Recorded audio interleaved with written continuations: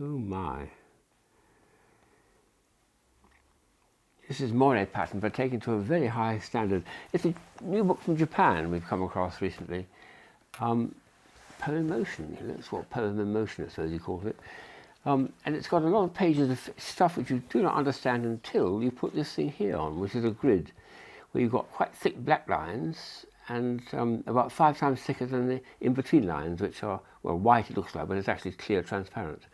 The effect is when you put it on this front page and flatten it a bit, you'll start to get some motion. Nothing happens until you move the thing sideways, and then you get, oh, look at that.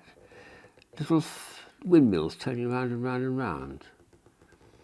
If you move up and down, very little happens indeed. They're going with the actual lines. That's not the idea. To get motion, you have to go across the way like that. You can also just, and I'll do it for some of the other ones, you can slew it sideways and get wonderful distortions like that. So all the little windmill fan blades get wonderfully circular and bowed over, and I don't know, some beautiful curved shapes there. Look at that, some beautiful curved shape. But that's the basic principle, is just take it and move it slowly back and forward. And there's about, well, quite a few pages here with it in. This is one I particularly liked, and he calls them, each one he's given a little title. This one is Mountain Trail. So that's what you're seeing.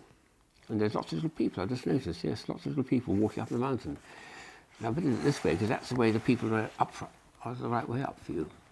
And then we move it back and forward like this, and they're all following a little trail to get this a bit flatter, following each other up the mountain. There's the top of the mountain, there's the bottom. Back and forward, back and forward. As before, there's nothing happening when you go up and down. If you move it sideways, though, or slew it sideways, you do get a rather nice distortion. People's bodies take a very strange shape. Instead of just being small and perpendicular, they get that lovely change of shape, too.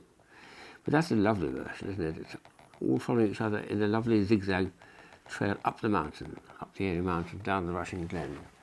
So another page. This one's called Non-Standard Cosmology. Goodness, what a name. I can't believe that that extraordinary image has appeared from that bit of almost incomprehensible stuff. Nonsense, isn't it? But as soon as you put this on, it suddenly takes on interesting forms. And once you move it, you get this wonderful movement. And oh, some of those morphing, they're getting smaller and smaller. How interesting. So we're getting a change of size, nothing happening there. And that's quite a bit of fun this way. And in fact, if we do it a bit more than that, we're getting whole waves coming into each other, or look like waves, which is amazing. Try one more page. Anything goes. What's this one called? Flatland. Oh, that's nice, isn't it? Lots of little triangles. How could that come from triangles? They're all round things, couldn't it? When the Moire sheet is put over it, all sort of triangles, and they're all going to move round and round. They all rotate on their own little axes. That's beautiful. Now let's try slewing sideways, and we get, oh yes, some very nice distortions. Goodness, we're getting very strange geometrical shapes there, even more like little spiders and gear wheels when you go even further. That's very bizarre. Let's go back again. This is the perfect upright position, which is perfect little triangles, and then it's symmetrical. Going the other way, it distorts as well.